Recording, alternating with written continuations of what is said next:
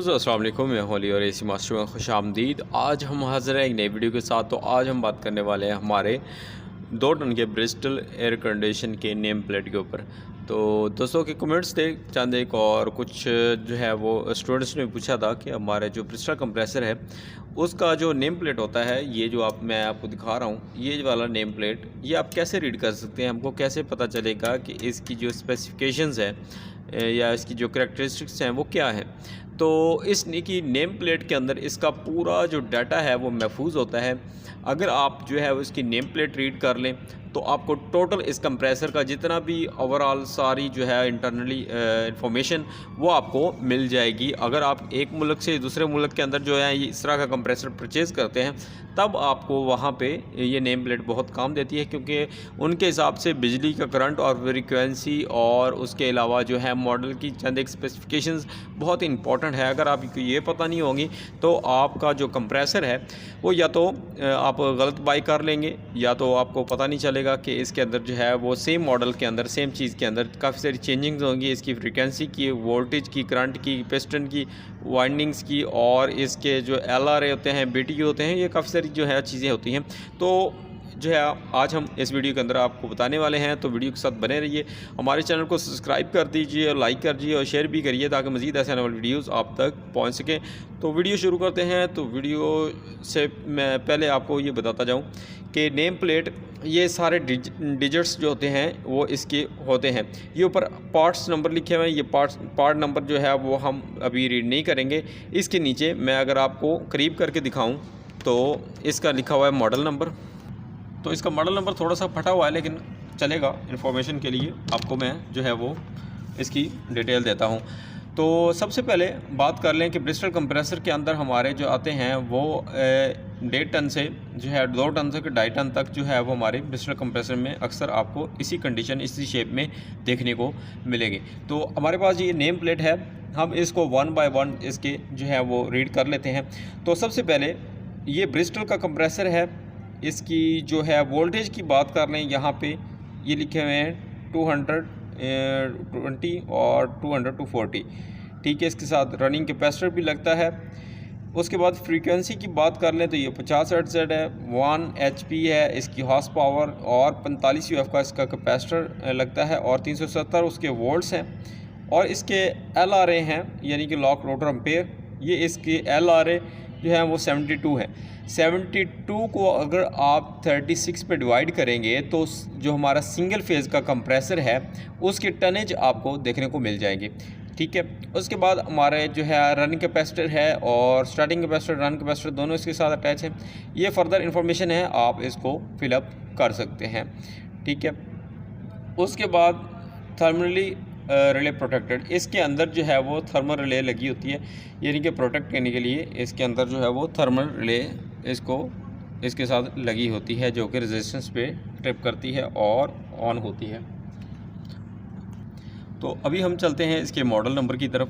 तो सबसे पहले यहाँ पे मॉडल नंबर में आपको H देखने को मिलेगा। तो इस H को अगर आप जो है वो डिफ़ाइन करें, ठीक है, तो इसके लिए जो है वो रेफ्रिजरेंट एप्लीकेशन है कि आप जो है वो अपने जो है वो रेफ्रिजरेंट को किस एप्लीकेशंस के लिए, ये किस काम के लिए इस्तेमाल कर रहे हैं, या अपने रेफ्रिजरेटर को जो है वो किस गैस के लिए इस्तेमाल कर रहे हैं। तो आपकी जो है रेफ्रिजरेंट है वो लो टेम्परेचर है, वो हाई टेम्परेचर है, तो ये डिसाइड करता है यहाँ पे H। तो यहाँ पे अगर H लिखा हुआ है तो आपकी हाई रेफ्रिजरेंट टेम्परेचर होगी, यानी कि हाई टेम्परेचर वाली आप रेफ्रिजरेंट इसके अंदर चार्ज कर सकते हैं। उसके बाद यहाँ पे अगर L आ जाता है तो H की जगह पे यहाँ पे आपको L देखने को मिलता है, तो इसका मतलब है लो टेम्परेचर। और यहाँ पे अगर आपको M देखने को मिलता है तो इसका मतलब है मीडियम टेम्परेचर। और यहाँ पे अगर R आपको स्टार्टअप में देखने को मिलता है तो इसका मतलब है डिज़ाइन फॉर मल्टीपल रेफ्रिजरेंट, ठीक है। तो यहाँ पे अगर T मिलता है तो यहाँ पे आपको हाई टेम्परेचर जो है वो कैपेसिटी या ट्विन कैपेसिटी मिलती है, ठीक है। यहाँ पे अगर V लिखा हुआ है तो ये वेरिएबल जो है वो स्पीड के लिए अपना रेफ्रिजरेंट के लिए इस्तेमाल किया जाता है। तो उसके आगे यहाँ पे एक डिजिट लिखा हुआ है जो कि है 2। तो 2 की बात कर लें तो यहाँ पे अक्सर औक़ात जो है वो आपको 1 से लेकर 9 तक जो है वो डिजिट्स देखने को मिलेंगे। अगर यहाँ पे 1 लिखा हुआ है तो ये शो करता है कि आपकी गैस जो है इस कंप्रेसर के अंदर कौन सी इस्तेमाल की जाएगी, ये इसको शो करता है। H के बाद जो हमारा 2 है, तो यहाँ पे अगर 1 लिखा हुआ है तो 1 का मतलब है यहाँ पे हमारी R12 जो है वो चार्ज होगी। अगर यहाँ पे 2 लिखा हुआ है तो इसका मतलब है R22 जो है वो रेफ्रिजरेंट इसके अंदर इस्तेमाल होगी। यहाँ पे अगर 3 लिखा हुआ है तो R134 यानी कि 134A जो है इसकी अपना सीरीज़ की वो चार्ज होगी। उसके बाद यहाँ पे अगर 5 है तो R जो है वो 502, और उसके बाद यहाँ पे 6 है तो R404 रेफ्रिजरेंट इसके अंदर इस्तेमाल होगी। अगर यहाँ पे 7 है तो R407, और उसके बाद अगर 8 है तो R410, और उसके बाद अगर 9 है तो R407 और R22 दोनों जो है वो इस्तेमाल हो सकती हैं। ये रहा हमारा H और 2 का जो है वो क्लियर हो गया। उसके बाद अगला जो है हमारा डिजिट वो है E।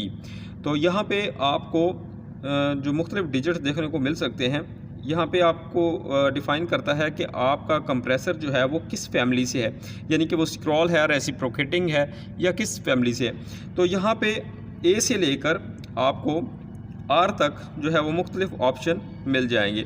तो यहाँ पे अगर ए लिखा हुआ है तो आपका कंप्रेसर जो है वो रेसिप्रोकेटिंग है, बी लिखा हुआ है तब भी आपका जो है कंप्रेसर वो रेसिप्रोकेटिंग है। तो यहाँ पे सी डी ई जो है वो जो है सी हमारा स्क्रॉल को शो करता है, और इसी तरह डी जो है वो डुअल कंप्रेसर एप्लीकेशंस के लिए होता है। और यहाँ पे अगर ई लिखा हुआ है तो ये हमारा रेसिप्रोकेटिंग कंप्रेसर है, इसके अंदर पिस्टन लगे होते हैं तो इसलिए इसको रेसिप्रोकेटिंग कहा जाता है। अगर यहाँ पे हमारा सी लिखा होता तो इसका मतलब है कि ये स्क्रॉल है। स्क्रॉल का आपको पता होता है कि 2 प्लेट्स होती हैं जिनके अंदर खांचे बने होते हैं, और वो एक दूसरे पे जब स्क्रॉल करती हैं तब इसके अंदर रेफ्रिजरेंट का प्रेशर जो है वो क्रिएट होता है। उसके बाद बात कर लें हमारी जी मॉडल की, तो जी मॉडल जो है वो इसके अंदर हमारा रिपेयर प्रोटेक्शन के लिए है। उसके बाद जे है, जे हमारा बेंच मेक होता है, प्रोकेटिंग होता है। उसके बाद अगर यहाँ पे आर लिखा हुआ है तो आर भी हमारा स्क्रॉल टाइप होता है। तो ये हमारा एच हो गया, 2 हो गया, उसके बाद ई हो गया आगे। तो यहाँ पे आप देख सकते हैं अगला डिजिट जो है हमारे पास बी है, और बी के आगे लिखा हुआ है 3 और 2। ठीक है, तो ये तीनों डिजिट एक साथ काउंट होंगे। ठीक है, तीनों डिजिट्स एक साथ काउंट हो गए इसके साथ। तो यहाँ पे ये कैसे जो है वो आप इसको काउंट कर सकते हैं। तो यहाँ पे फ़र्ज़ करें ये बी है या 3 2 है, तो 3 2 को आपने लिख लेना है कहीं पे, और यहाँ पे बी है तो बी का मतलब है 3 0। तो यहाँ पे बी से लेकर अगर बी हो, ई हो, एम हो, क्यू हो, एस हो और यू हो, तो ये अगर इनमें से कोई भी हो तो इसका मतलब है कि आपने 3 0 यानी कि 3 शून्य यानी कि हिंदी में, और 3 0 जो है वो आपने इस डिजिट यानी कि 32 के पीछे लगा के आपने इसके BTU जो है वो काउंट कर लेना है। तो BTU यानी कि ब्रिटिश यानी कि थर्मल यूनिट के मुताबिक जो है वो आपके कैपेसिटर की मैक्सिमम कूलिंग कैपेसिटी निकल आएगी कि या मैक्सिमम कितनी जो है वो कूलिंग कर सकता है। तो 32,000 BTU तक ये कूलिंग कैपेसिटी रखता है। तो यहाँ पे फ़र्ज़ करें बाज़ औक़ात यानी 3 डिजिट आ जाते हैं, जैसा कि 193 एग्जांपल के तौर पर, ये अब मैं आपको नीचे दिखा रहा हूँ। 193 आ जाएं तो आपने 19 लिख लेना है, और उसके बाद जो पीछे 3 आ जाता है उतनी ही आपने 0 लगा देनी है। तो यहाँ पे बी है तो मैं जैसे कि पहले बता चुका हूँ BE M Q S U जो भी हो इनमें से आपने 3 0 लगानी है। 3 0 लगाने के बाद आपके BTU निकल आएंगे। ठीक है, तो यहाँ तक आप क्लियर हो गया। तो उसके बाद जो है अगले डिजिट्स जो हैं वो आपकी मोटर की अपना कैपेसिटर को या अपना रनिंग कैपेसिटर को या स्टार्टिंग कैपेसिटर को शो करवाते हैं। उसके बाद यहाँ पे आपको देखने को मिलेगा SABKA। तो ये आखिर में हमारे 5 डिजिट्स जो हैं वो रह गए हैं। वीडियो काफ़ी लंबी हो रही है, तो मैं नेक्स्ट वीडियो में आपको इसकी डिटेल दे दूँगा। तो मिलते हैं नेक्स्ट वीडियो में, इसका हम दूसरा पार्ट करेंगे।